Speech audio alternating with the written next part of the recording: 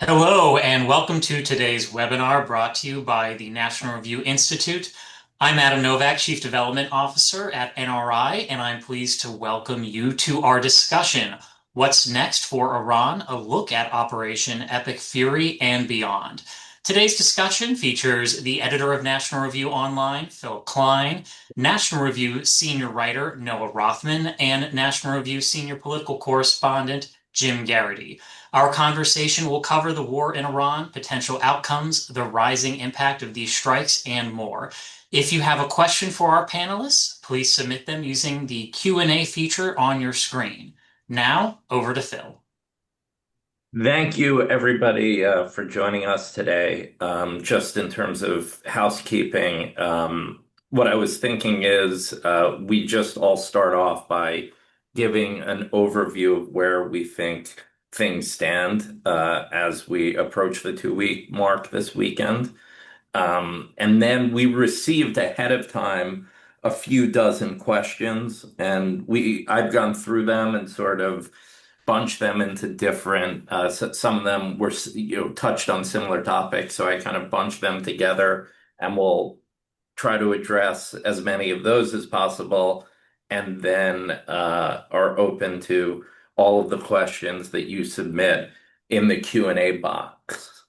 So I'm just going to start off by saying that I think a lot of the negative press on this war somehow being an obvious catastrophe for the US and already a quagmire is at best premature, is at worst highly misleading in terms of what we're actually seeing, the evidence that we have.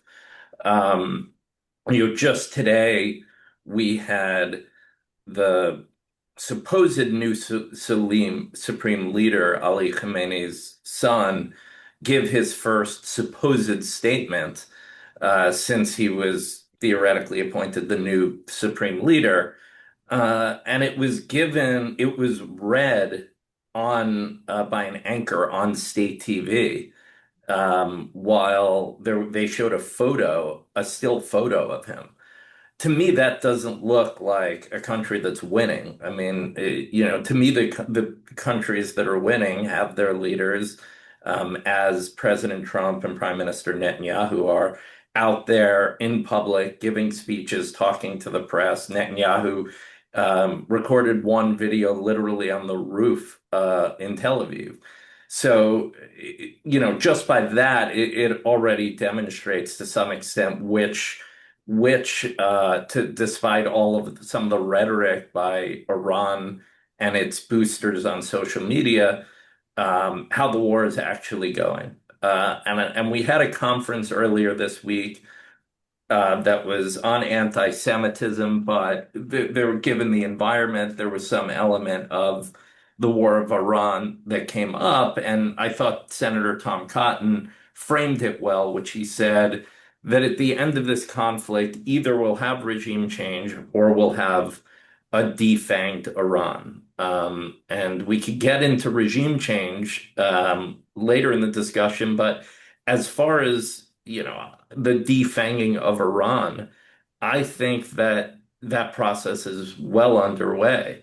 If you look at their ability to launch missiles at this point, it's heavily degraded due to a combination of blowing up missile depots, manufacturing and assembly facilities, as well as soon as they launch a rocket, the Israelis or Americans know where they're launching from and they blow out and take away that launcher.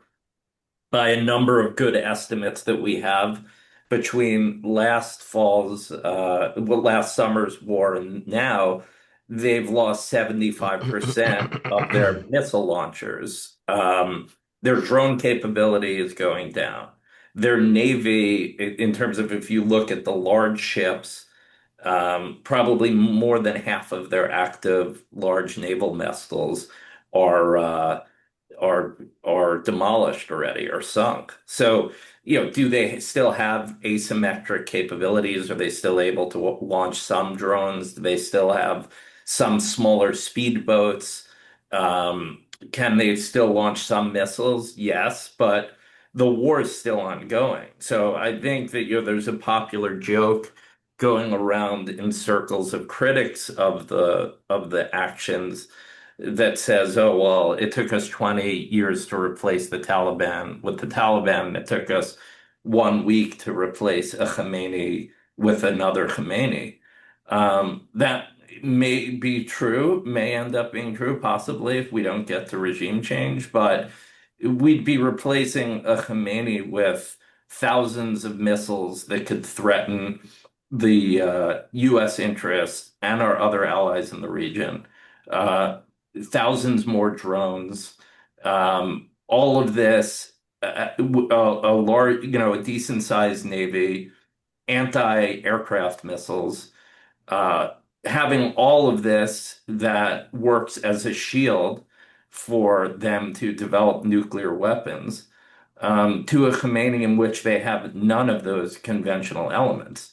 So the idea that anything short of, an Iranian George Washington takes over, by next Wednesday is a failure of the war is just, to me, absurd. I think that if you look at, I think that there are plenty of off ramps that Trump has for this that come off pretty well. If essentially Iran, which has harassed us and our allies in the region and throughout the world for decades, is completely neutered. But I'll hand it over at this point to Jim, who I know has been a bit more skeptical about how well things are going. Phil, it seems like everybody thinks I'm a pessimist or on this war, and I just think I'm clear-eyed about what hasn't gone our way so far. I concur that the term like obvious catastrophe or quagmire, it's far too early to use terms like that.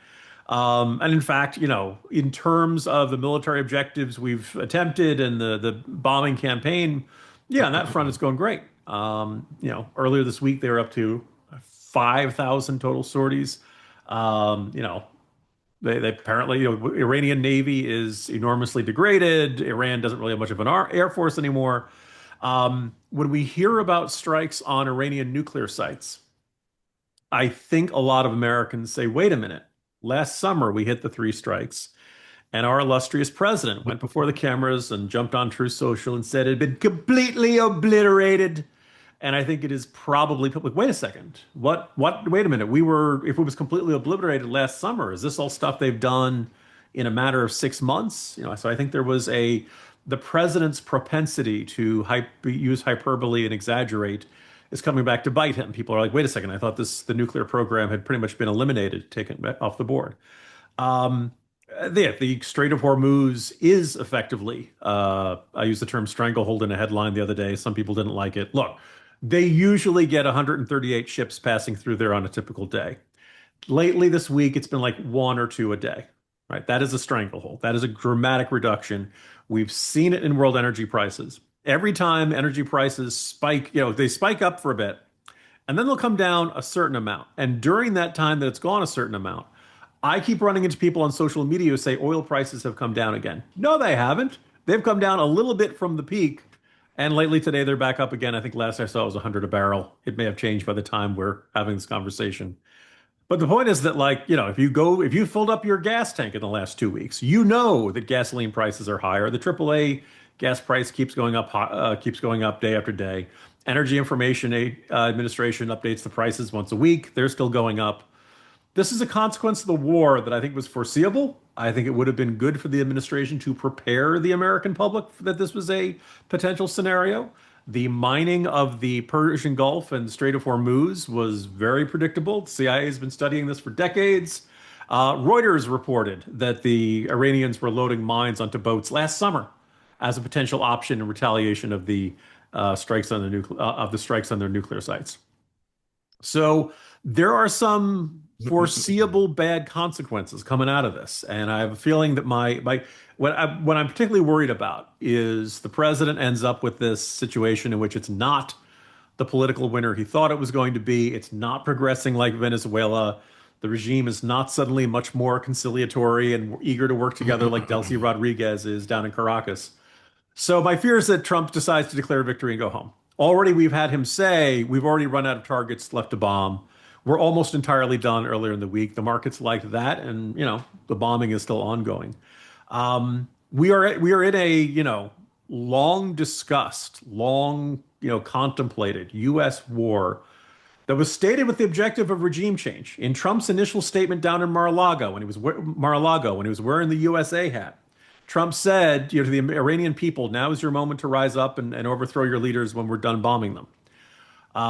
It's very early in this process, but the intelligence assessments are, and it's kind of hard to tell. It's kind of hard to measure people's opinions when they're, hiding in their cellars from a bombing campaign. But the general assessment, at least according to the Wall Street Journal's, the U.S. officials who are talking to publications like that, is that the Iranian regime still has a good grip on power. Now, every autocratic regime looks strong until the day they're not. But I also kind of think that there's we are not near regime change. And if this ends with the Iranian military largely destroyed, the nuclear program set back even further, lots of Islamic Revolutionary Guard Corps guys dead. All right, that'll be great. A defanged Iran that Tom Cotton talked about is definitely an improvement. However, I also think it would be you'd have whatever latest Ayatollah they're on, Ayatollah Cardboard II, whichever one they end up going with, will come out with this message of the Israelis and the Americans threw everything they could at us, and we're still standing. Regime change is never going to happen. We are going to be in power forever. We demonstrated we can shut down the Strait of Hormuz. We demonstrated we can stop traffic coming in and out of the Gulf. We can cut off 20% of the world's energy supplies. We can make the world's life miserable. You have no choice but to deal with us. And that is less than ideal. I think that is a real problem that will, that would be a loss of American prestige if we set out the goal of regime change and then do not have regime change. But I'll leave it from there. Noah literally wrote the upside of what's going on these days, so perhaps it's good to hear from him. Thank you, Jim. So I'll just start briefly with what I've been hearing from the press, which is decidedly focused on, almost to the exclusion of anything else, American setbacks, Israeli setbacks in this war, and they're kind of yada-yadaing the impossible technological acumen that has been deployed on this battlefield. We've been wargaming Iran scenarios for years, decades, and a truly existential conflict as perceived by Tehran, it would turn the Middle East into a charnel house, to say nothing of the sleeper cells that would be activated in Europe, Latin America, and North America, the incredible cyber attacks on commercial enterprises and banks in the West, which would complicate commercial life across the West and make financial transactions really difficult. All this was anticipated, to say nothing of the likelihood that it would take roughly 1 million, if not 1.5 million combat troops, not even service personnel, combat troops, to execute a full-scale regime change across the entirety of the Persian landmass. Which at the end of the day would result in cities in ruins, 1 million fatalities, not casualties, fatalities across the spectrum of combatants, and the likelihood that the whole place would descend into chaos and create pockets of instability in which transnational Islamist terrorist groups could thrive. None of that's happening. We've experienced incredible success in the battlefield in terms of over the skies of Iran. To turn to the Straits of Hormuz, yes, we anticipated a dramatic shutting down, efforts to shut down traffic in the strait. And indeed, in 1987, we experienced Iran taking mines into the strait and anticipated tens of thousands of mines, to say nothing of the augmentation of that campaign by short-range missiles and what have you. And fast boats that are equipped with explosives designed to swarm enemy ships and take them out. And in wargame scenarios, the idea was that Iran would devote quite a lot of units to one particular U.S. vessel with the design of sinking U.S. warships, and succeeds in some of those scenarios. Again, we haven't seen that. And we haven't even seen a significant amount of mining in the strait. What throttling traffic is not maritime mines, it's not fast boats, it's not short-range missiles, although all of those are complicating operations in the strait. They're not problems, they're not non-entities. But what is the problem is financial tools, insurance. These vessels are not substantially insured enough to transit the strait and take on that risk. That's a solvable problem. I mean, clearing the Strait of Mines is a solvable problem. We did it in 1987. But finding $400 billion to insure these ships is not the insurmountable obstacle that I think a lot of people seem to think it is. And there was an anticipation in some of those war games as recently as 2019 that even a days long shuttering of traffic through the Hormuz Strait would send Brent crude up to $200, $300 a barrel. We're not seeing anything like that, in part because it's not 2008 anymore, which, by the way, was the last time we got to the peak of Brent crude, which capped out then at $147 a barrel. This is a world in which the United States is a net energy exporter, can help stabilize the market, can absorb shocks like this. Our allies are in less of a desirable position in that sense, but we can help stabilize the market and we can absorb more financial pain and pressure. So the pressure that Iran intended to bring to bear on energy markets is attenuated somewhat. Likewise, the Iranian strategy of lashing out at every adversary that they have in the Gulf, friend and enemy alike, has totally backfired on them. And now we're hearing a lot of hemming and hawing about the Gulf states getting a little frustrated with the United States over being thrust into this campaign, even though they are supportive of it facially. But behind the scenes, there's, consternation and they want this thing over with quick. And that's completely understandable reaction. Human beings have a similar reaction to being attacked. However, if the Gulf states look around at the region in a post-war environment and think, well, we're frustrated with the United States, but who is the real threat? Who attacked us? It's Iran. Who's going to prevent Iran from doing the same attacks on us again to throttle oil traffic? And this is in a scenario where we have a rump attenuated regime that somehow survives this war, and we'll get to it later. But who's the regime going to turn to? Is it going to turn to Russia and China, which lack the capacity and will to protect the Gulf states from the menace in their region? No, they're going to balance against the threat in their region with the power that has the demonstrated capacity to defend them and to provide them with the interceptors and radar that they need in order to defend themselves. And there's one game in town. So yeah, I'm a little frustrated with the coverage of this because I think it lacks significant amount of perspective, or really any perspective, because we've been talking about this for 20 years and it doesn't seem like much of the coverage is informed by the last 20 years as it should be. And the initial phase of this campaign is not over. We're still in phase one. There's going to be a lot more combat to be had, a lot more targets that need to be struck. We're taking out Iranian military, Iranian air defense. We're just beginning to pivot now to ballistic missile factories, ballistic missile storage, short-range missiles, short-range ballistic missiles, nuclear targets. All that stuff is in our remit, while the Israelis seem to be focused primarily on regime targets and creating regime instability. And we're beginning to see this very outset of what looks like phase two, which would be targeting on an individual level besieged forces, IRGC forces, and paving the way to create the space. This is the terms the Israeli use. It's very carefully curated language. Create the space for regime change, not engineer it ourselves, and not take ownership of it if it doesn't happen, but create the conditions in which the Iranian people can take back their country. And so far, I think progress in that campaign has been dramatic and successful. Okay, thank you guys. And I think that's a good segue into the next topic, which is going through the questions that we received ahead of time and skimming through some of the questions that have come up, that are coming up as we're doing this live stream. Obviously, a big issue now is the issue of regime change and where do things stand on that front. And so we've gotten a bunch of, questions about along the lines of, are people in, how much of a position are people in to overthrow the regime? Should we be arming them? Is there evidence of any uprising? Who should Americans support? Why not Reza Pahlavi, the Shah's son? And how much patience, will Trump have to get us to regime change?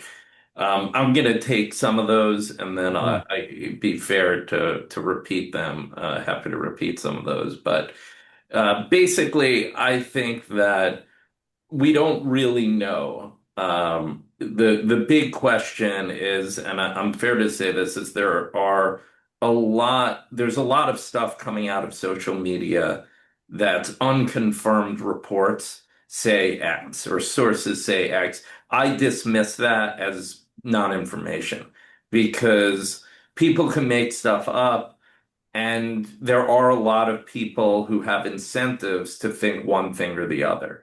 So, and whenever they say US officials say this or US or Israeli officials say that, it could be you're quoting people who, within governments, there are disagreements.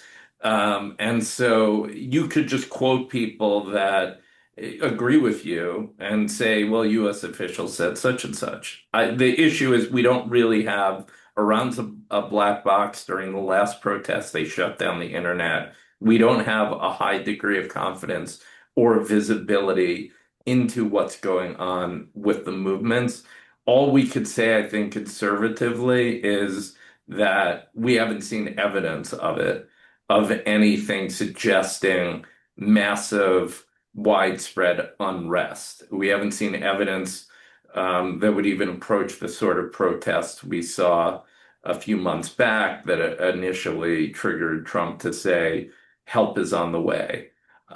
In terms of some of the, who next, I think that Trump's ideal would be something like Venezuela, where it's not necessarily total regime change, but we end up with somebody who's willing to play ball and doesn't want to be sort of crazy and dedicate their whole country's ethos into trying to destroy America, and doing so by destroying Israel first. I don't, know how plausible this is in a the most ideologically rigid regime in the world. But I think that's Trump's kind of ultimate goal. That would be his ideal. I don't think that he's willing to pay any price to do that. I think that he's willing to pay some price and extend it longer if he thinks that there's a realistic chance to get somebody in there that he could deal with. I don't think that we'll be there in October because Trump is determined to overthrow the regime if they're sort of still hanging on. And just one last point on Reza Pahlavi, whose name comes up a lot, and who's active on social media and in the American media. I mean, I think the issue with him and Trump's concern about him is that um, he's lived in the United States for his life, and so he hasn't been in Iran. He has no presence. There's no evidence of him having any following there. If there were evidence to surface that he has some surprise following, and there's huge groundswell of public support for him returning as some sort of transitional leader until they could, to stabilize things until they could have a normal election. I don't think Trump would necessarily be dead set opposed to it, but his position so far has been, yeah, he seems like a nice guy, but he has no following in Iran. So I think that that's why, that's the thing. So my answer, I guess it's not easy, but it's sort of like we don't know. That's a big question mark. We just don't know. So uh, Jim or Noah, if you want to jump in here on the regime change. I'll just make a quick point, because the prospects for regime change from the air are considered to be relatively bleak. There aren't very many historical models to which you can appeal, to justify that the notion that that outcome will inevitably follow an operation like this. The historical parallels exist. You could say Kosovo, you could say Libya, although that one's particularly fraught. But it took a long time from the end of combat operations before the collapse of the regime. The Kosovo War, major combat operations in the skies ended in July of 1999. It wasn't until September of 2000 that Milosevic was ousted. Likewise, the War of the Skies of Libya began in March of 2011, and it wasn't until October that Gaddafi was taken out. We saw a bit of a rally around the flag effect in Iran during the 12-day war Operation Rising Lion, the Israeli operation, at least in public reports. And then subsequently, 6 months later, you saw the most historic protest against the regime that has happened in the last generation, resulting in, according to the President of the United States, the slaughter of 32,000 civilians. So we're on a longer time horizon than I think a lot of the public reporting allows for. And I think in part that's due to domestic political dynamics. There is a consensus, an unspoken consensus in the press and among Democrats, to the extent that there's a distinction between them, that is desirous of an Iraq war narrative that they can sling around the president's neck and Republicans in general in order to saddle them with an unpopular conflict. And I just think it's premature for any of those assessments. And it's certainly valuable to have a defanged Iran, which could yield political benefits for Republicans much sooner than a lot of people think, in part because if you ask, for example, we have some polling that is indicative of perhaps the degree to which the press and Democrats are fighting the last war, so to speak. You had this Washington Post poll that dropped this morning, in which it's demonstrated that just like every other poll, the war is unpopular, underwater by about 12 points or so. If you say, what do you think about Trump's war? Like 52% say we oppose it. But if you say, what do you think about the war in Iran, the war against Iran, it's pretty much an even proposition, 42-40 support. And in CBS News, if you ask them, what do you think of a campaign that lasts weeks as opposed to months, weeks? 74% approve. It's a massively popular proposition. The public does understand that Iran is a threat, doesn't like the regime, wants to see it go, doesn't want a long, prolonged Iraq war style occupation and insurgency, but would like an immaculate regime change operation, not as that if such a thing exists, but they're open to it. And the president hasn't used the bully pulpit. He hasn't trusted the American people with his thinking. And they've repaid the favor. They don't trust him either. But I think that's a remediable condition if the president were to apply some generosity to the American people and perceive them to be individuals whom he needs to persuade. He doesn't think he has to, but he will have to. And I think the case can be made if he was inclined to do so. So, Phil, I'm going to quibble a bit. I think there is pretty widespread evidence that there are a lot of Iranian people who do not like the regime. We saw it in January. We saw it in the protests that came out there. I think in a perfect world, the amount of time between Trump's "help is on its way" True Social post and the actual bombing would be, I think it was like 46 days, something like that. I mean, it was a decent amount of time. Unfortunately, the regime was able to crack down and kill a bunch of people there. But even a regime that is as nihilistic and bloodthirsty as the mullahs are, you don't kill 30,000 people willy-nilly. You do it because you feel like you have to, and that they genuinely felt threatened by the scale of those protests back in January. The problem is, we should point out, if there's a reason that I'm particularly bearish about the Iranian regime, all these protests, they have a bunch of different reasons, but a big one was the Iranian economy sucks, and it makes all of our economic problems look like small potatoes. The inflation that they have here, they've had corruption, they've had basically all kinds of ways of spending money. For decades, they've been sending money to terrorist groups left and right.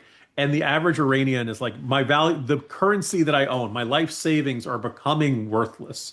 What can you do for me? And if mullahs are shut up, do your, just suffer and take it.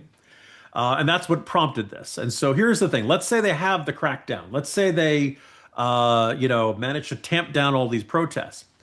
Well, you're still stuck with the economic problems that were there in the first place. And now you've got the Iranian military that I assume they intend to rebuild at some point. You don't have an easy way of getting capital. Obviously, they'll be trying to keep selling oil to China. But the regime, if they do manage to survive this, is going to still have all the economic problems that spurred these conditions in the first place.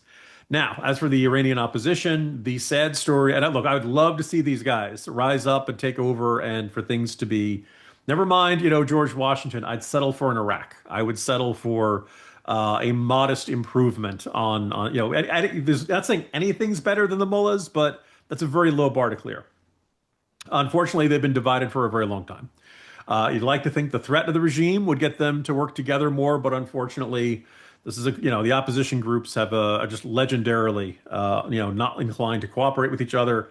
Pahlavi, it is true that during the protests, people were chanting "Long live the Shah," and that might make you think, okay, they've got some support there. The U.S. intelligence officials who are retired have basically said, look, this is basically like the ultimate middle finger to the regime. This is a way of saying, we hate you guys so much, we miss the Shah, the old guy we threw out. So it may not be a genuine yearning for the Shah or something like that. But then again, it's entirely possible that like things have gotten so bad in Iran that those old enough to remember the Shah's reign now look at that as the good old days. But by and large, color me, let's say, wary to skeptical that there's going to be any coherent Iranian opposition. They've found ways to end up in disagreements and infighting in the past. I'd love to see that change, but I'm not terribly optimistic about it. Just a brief point to Jim, who's absolutely right, and all of those caveats are necessary, and I agree with them. It is also because of everything he just raised, it's also in our interests to avoid talking very much about what comes next, because that would only exacerbate internal tensions among the various ethnic groups that are not Persian, whatever opposition exists within Iranian society, which is significantly attenuated. Everybody's going to have a different vision about what the future of Iran looks like. And right now, our objective is to focus less on the long term and more in the immediate near future about bringing down this regime. We'll focus about what comes next later. Yeah, and to clarify my point, when I said sort of there's not evidence of widespread protests now, my point, and this came up in chat a bunch, I'm not saying there's no evidence of people not liking the regime. My point is that we haven't seen things happening like in January. And I think that there's a tendency on social media, people will, post footage, which is very inspiring, of Iranians shouting from the rooftops, shouting from their windows, to bring down the regime. And that's all encouraging. But my point is, I don't think we should get ahead of ourselves in terms of what we're actually seeing on the ground. It's what we have confirmed valid evidence of. Now, Trump said in his initial statement announcing this operation, he said that the Iranian people should take back their country. But he said, right, we're going to be bombing a lot of stuff. Stay indoors for now. Stay safe. But, when we're done, you have to take back your country. So, all of this is sort of consistent with that idea that they're sort of waiting until bombs aren't dropping to then start moving, restart the protests.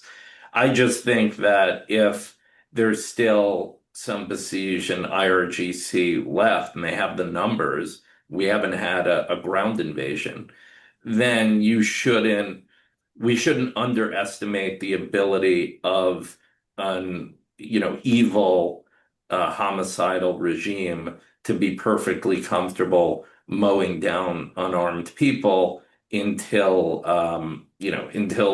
so that they can stay in power. And there was some question about, well, do we arm them, and, given the difference of them not having a Second Amendment, I do definitely think that this is sort of an indication of why you need a Second Amendment and why you need an armed citizenry, for the purpose of, it would be a lot harder. I mean, the idiotic thing that like Joe Biden would also say is like you're not going to take down an F-15 with your personal rifle. But the issue is that it becomes much harder. The cost of maintaining an oppressive regime increases dramatically if you have an armed citizenry. So that raises the question of sort of, well, could we just arm people? From my perspective, I don't know really, one, how you logistically do that, and two, how you ensure that the arms get into the hands of the people that we want and don't fall into the hands that the people that we don't want. If we, again, without a large troop presence. So I don't know if either of you have thoughts on what we could do short of a ground invasion, to increase the odds of regime change, to give the people who want to see this regime collapse to give them at least a fighting chance to effectuate that change.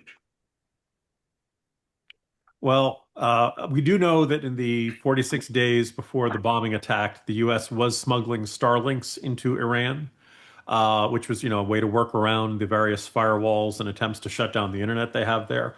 If you can smuggle, Starlinks into Iran, I would assume you'd be able to smuggle small arms into Iran. Obviously, you're going to want to try to do that with the utmost secrecy, and you're going to want to make sure that, the Iranians regime doesn't catch on to what you're doing.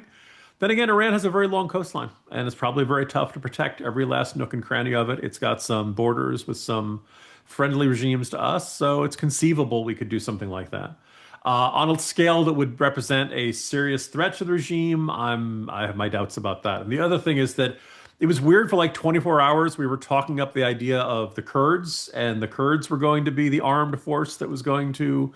And within 24 hours, that talk disappeared. And I think that the Kurds are like 15% of the Iranian population, if I remember correctly. It is obvious for obvious reasons. This did not excite our Turkish allies. Some would say allies. They are in NATO. But there's a good reason that, a bunch of other countries in the Middle East don't want to see an armed Kurdish insurgency carving out territory for itself. So I don't think that there's a good answer to that. I don't think that there is a military force that is ready to roll into Tehran and be our ground force on our behalf. And short of that, it's very, very hard to do regime change entirely through an air war. I think, Noah's sighting of Milosevic might be the only one. And that was a very long time after really several U.S. campaigns in the Balkans. So I think that's one of the reasons why, there was kind of this muddiness in our goals when we first stated this and regime change.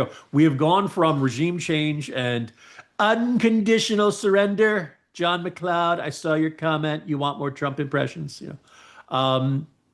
But then, like later that day, Trump says to Axios, well, when I say unconditional surrender, I mean they might not have a military anymore. Well, that's not really deck of the USS Missouri, signing a treaty, unconditional surrender. So it just feels like the goals and the tactics and the strategies shift here from day to day. While I would bet on the U.S. military over the Iranian military every day of the week and twice on Sundays, I do kind of think that fuzziness in the overall strategic thinking starts to have an impact on the ground level and is hindering us. If I could envision an immaculate regime change scenario in Iran from our perspective, it would look something like this. Major combat operations end within the next 10 to 14 days from now, after which the United States and Israel have pummeled just about every major military target and the Iranian regime's capacity to build long-range ballistic missiles, some short-range ballistic missiles because it's much harder to interdict, and all of its nuclear program. And the Israelis have taken out most every IRGC facility, a lot of smaller besieged facilities, at which point we foment an uprising in the streets. The uprising in the streets looks a lot like a color revolution with some air support. The Artesh, which is the military, an attenuated force, but nevertheless independent from the Islamic Revolutionary Guards Corps, the IRGC, which is loyal to the clerisy. There is a split within them. The military takes over IRGC positions, executes something like a soft coup with the backing of the people, and then the United States and Israel declare victory. I don't know if that's remotely feasible, but it's not impossible to imagine, especially after the protests that we saw in January and December.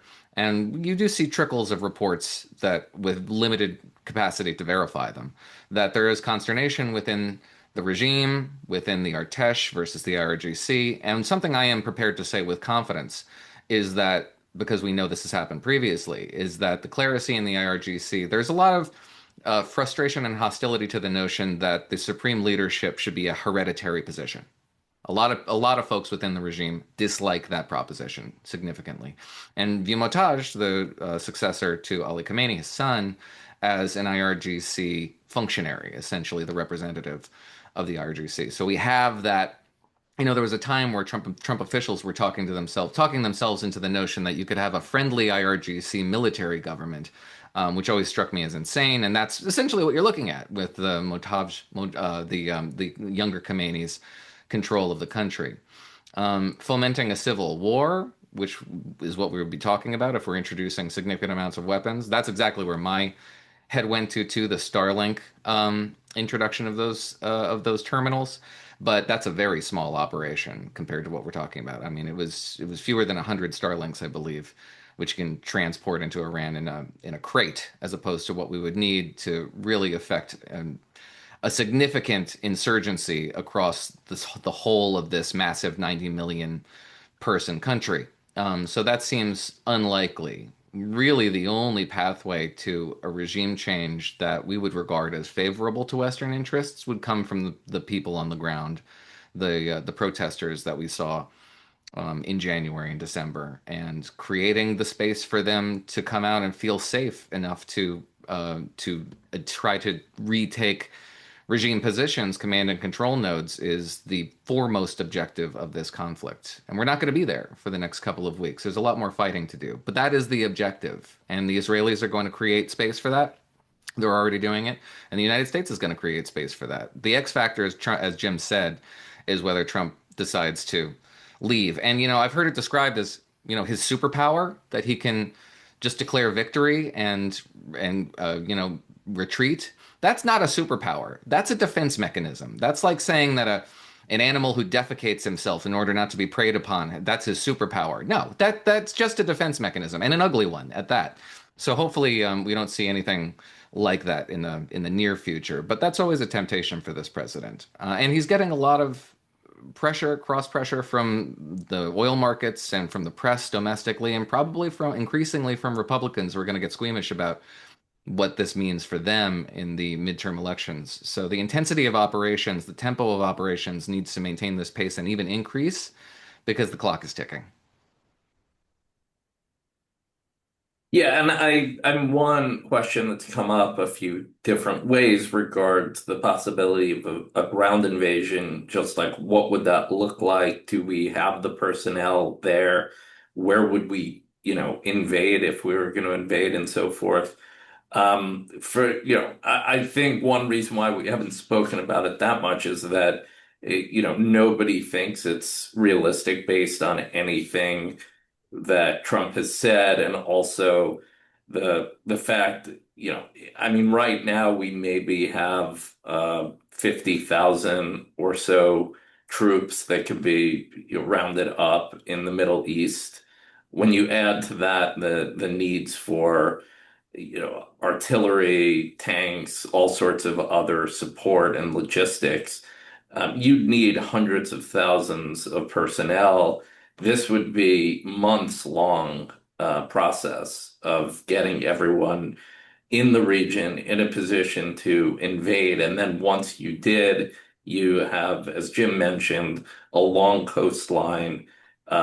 You have mountainous regions.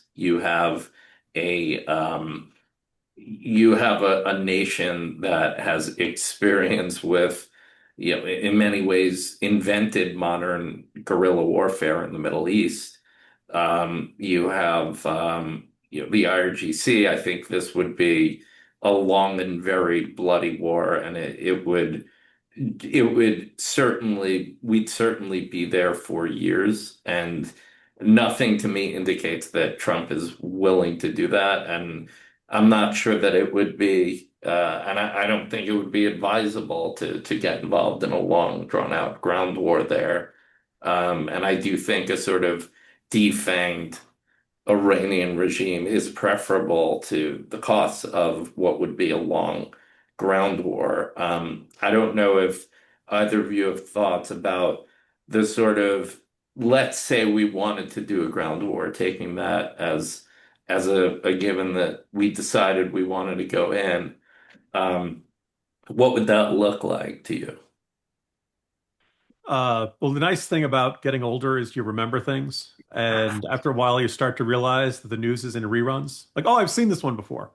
Saddam Hussein invaded Kuwait in August of 1990, and Operation Desert Shield didn't turn into Desert Storm until mid-January 1991.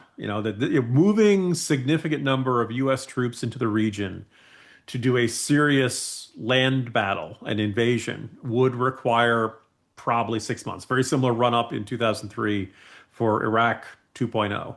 So, one is that the world would know, everybody would know, including the Iranians.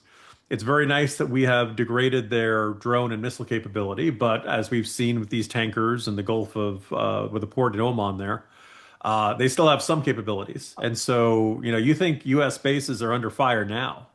When the ground forces are being moved in and being pre-positioned, then they're really going to come under fire. And so that would be it's very easy to imagine that process getting messy.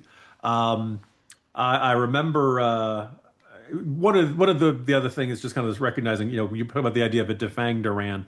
Look, given a choice between pre-war Iran and a defanged Iran, I'll take the defanged Iran. I do think, however, that a defanged Iran still has, if not this Ayatollah, then some Ayatollah in charge, still has the IRGC in charge. And they're going to be out pissed and they're going to be out for revenge. They are going to, whether it's terrorist attacks. By the way, on the issue of sleeper cells, today is March 12th. By the way, happy 6-year anniversary to the world shutting down on COVID. It happens to be a very memorable date for me, March 12th, 2020. But we've been out doing this since February 28th. We haven't had any sleeper attacks from the Iranians, at least Iranian agents. I know there was that shooter down in Austin, but he seems to be inspired by it, angry about it, with his property of Allah sweatshirt, not he's got any direct ties to it.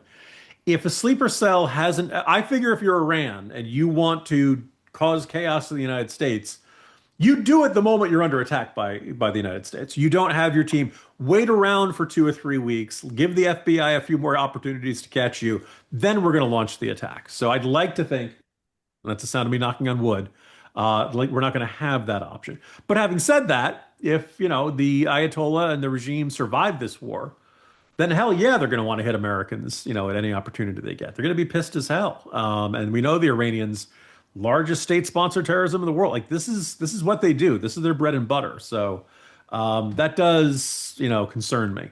But yeah, it's almost impossible to imagine Trump saying, yes, let's do a version of the Iraq war in an even bigger country, with even less sense of how that would shake out. I want to do some quibbling. I can envision not anything remotely like an Iraq war ground invasion. As you said, it takes 6 months to a year to position the assets that you need to execute that sort of thing. I can envision smaller ground operations to, for example, seize small areas like Karg Island, which is an island in the Persian Gulf that Iran uses to export most of its oil, perhaps possibly Bandar Abbas, places that are really near choke points from which fast boat attacks and short-range missiles are launched. We could also just devastate those from the air as well. So I'm not entirely sure such a thing would be necessary, but I don't think it's something you can exactly rule out. Iranian fire capability it's not that they're holding it in reserve. I find it very hard to believe that they're maintaining a deterrent for the next war. They lack the capability. Well, within the first 24 hours of hostilities, Iran launched something like 150 ballistic missiles, well over 500 drones.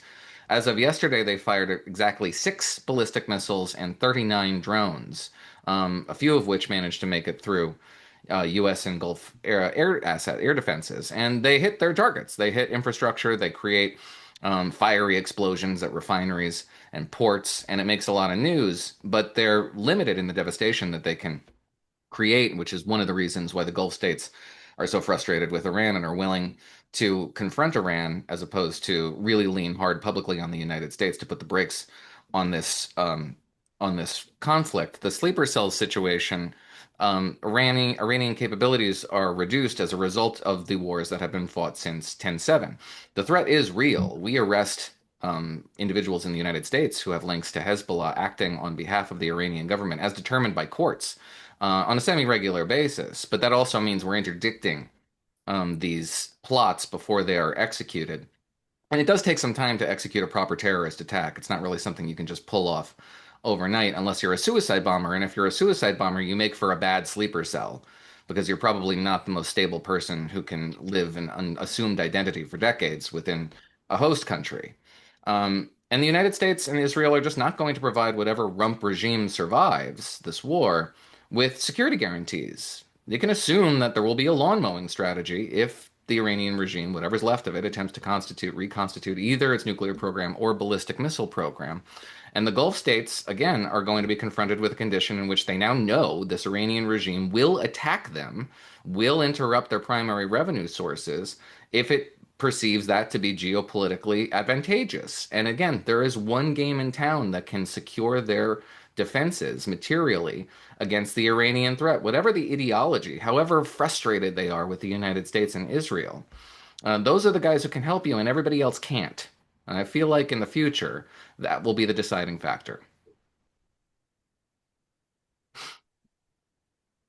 So we have a few questions that get at the sort of first order questions of why are we doing this? Why did we decide to do this now? Did Israel force our hand here? So I think it's worth sort of reviewing that. I mean, obviously, we didn't have a normal build up to this war, which even though now they'll call it a conflict or an incursion or whatever, I mean, I think it's fair to just say we're at war. But we didn't have a normal situation in which there's an effort to Congress. I mean, the attack on Bush was that he rushed us into war, but we had months of build up, a congressional vote. He went to the UN, he built alliances. There was nothing, he gave a lot of primetime speech making the case. His surrogates were out there making the case constantly. We didn't really get that. So we have a lot of different people saying different things.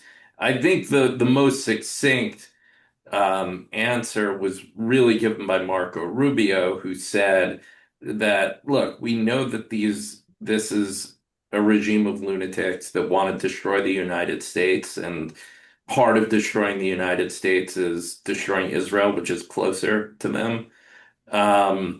But they've long been seeking nuclear weapons. We knocked those out back in June, but then there was evidence that they wanted to keep enriching, that they didn't want to give up their ultimate ambitions. And part of their strategy was manufacturing a lot of ballistic missiles and drones, and so that we're in a situation in which they're immune from the type of action we took last June. That if we need to go in there as they're trying to reconstitute their nuke program, we can't go in because the costs of doing so are too high. And basically, because they can produce missiles a lot faster than we can produce interceptors, the math that Rubio stated was 100 missiles a month to 6 or 7 interceptors a month. So he said we were basically moving to the threshold in which essentially they'd have a shield of their nuclear program. That's why some people say, well, they were first talking about nukes and now they're talking about the missiles as if they're unrelated. But obviously it's part of their strategy, not to mention the fact that you need missiles to be able to deliver a nuclear warhead. So in terms of the way that Israel factored into this, Rubio said, well, someone was going to have to do something to eliminate this threat. Israel sees them as an existential threat. They were eager to do something. And Trump decided it would make sense for us to be involved from the get-go. Back in June, Israel had done the fighting for most of the 12 days, and then we came in towards the end to do a strike on Fordow. And now they were saying that, and if you look at the lead up to this action, there were various leaks that there were debates within the Trump administration that it would be better to let Israel go first again, wait until we're attacked, and then respond to Iran after they attack our bases. That's what Rubio was talking about when he said, we made the calculation that it would reduce the chance of American casualties if we came in with the Israelis initially and did so hard. And I think because certain people have vested interest in pushing this narrative that Israel dragged us into the war, as if Trump isn't going to do whatever he wants, as if he never said no to Israel before when he told them to stop in June, and they did. He told them to stop the war in Gaza, and they had to sort of settle for this, hostage ceasefire deal that they had reservations about. So the idea that Trump couldn't just say to Netanyahu, hold your horses, don't do this, or that he'd move a massive amount of US military firepower because he was, and he put so much political credibility on the line just because he was afraid of standing up to Netanyahu. I just think is just bizarre. It's not really supported by the evidence, and it's not really supported by anything we know of Trump. So I don't know if either of you have thoughts to add to that in terms of the why.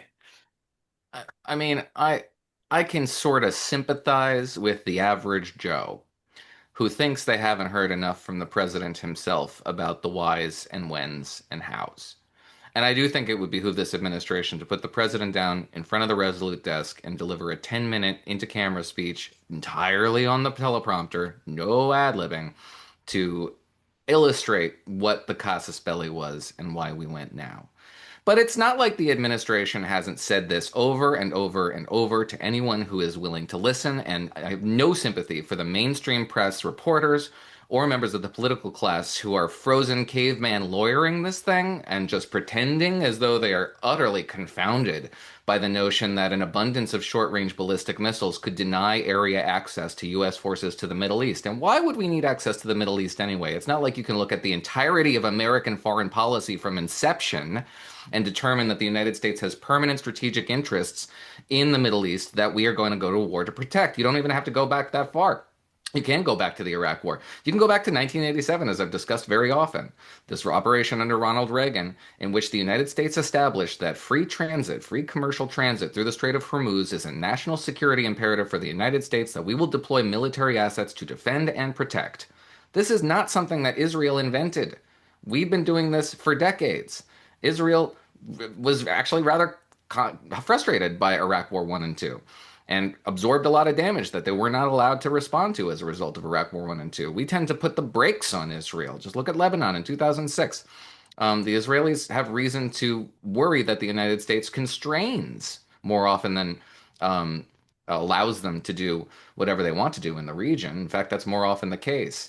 And then lastly, I just think if you're thinking, well, Israel forced us into it, you just don't know or don't care to know very much about the history of this region and the amount of American blood that the Iranian regime has spilled. The Beirut barracks bombing, the embassy bombing, the Khobar Towers bombing, the 600 plus American service personnel who died in Iraq died, not casualties, as a direct result of direct Iranian intervention in that conflict. Demand reciprocity. And they're finally getting it. I would just note that when we're talking about why now and why this particular moment to strike the Iranians, we should not underestimate the factor of the Iranian military being dumb enough to have an above ground in-person staff meeting. That when you have that opportunity, you don't know how many more times they're going to end up being all in the same room in the same place. That's, by the way, to all of our wonderful supporters of NRI, that's why we're meeting on Zoom. Because if you go Zoom, you don't go boom. They can't take us all out in one fell swoop with something like that. So, look, we're going to have, again, not only if you're like, clearly the Israelis push. Have you met Donald Trump? Does he seem like somebody who's he might be easily swayed, but you can't make him do anything you want. Ask his staff if you can get him to do things they want him to do. Nobody makes him do anything that he doesn't want to do. So. Yeah, that's kind of utter nonsense. I kind of wish we'd had clearer messaging on this, but Noah's correct that it's not like Trump never talks about these things, and it's not like Trump was always a dove when it came to Iran or anything like that. So here is hoping, which has been the watchword since February 28th. Okay, well, thanks everyone for joining. I want to get everyone out by 2. We've had a great response, a lot of questions we couldn't get to. We probably could have gone 2 hours with all the questions. But hopefully addressed a good portion of your questions. So thank you to everyone. Thanks to Jim and Noah and the NRI team for organizing this and for all our supporters. So with that, I will say goodbye. Thank you, Phil, Noah, and Jim, for another excellent discussion. As we conclude today, I also want to thank you all at home for your support of National Review Institute. Our work depends on your generosity as we advance America's founding principles through conservative ideas and journalism. If you would like to support NRI, please visit nrinstitute.org and click Give to NRI. Second, we've opened registration for 3 in-person regional seminars in honor of America's 250th anniversary. On March 31st, we will be in New York City for a program on individual liberty. On April 17th, we will be in Miami for a program on limited government. Then on May 28th, we gather in Dallas for a program on economic freedom. Registration is free, and please consider a sponsorship. If you would like to attend one of these events, please visit NRI's website or email us at events@nrinstitute.org. Also, feel free to call me or one of our gift officers in your region if you have any questions. Thank you for joining us today, and we will see you next time.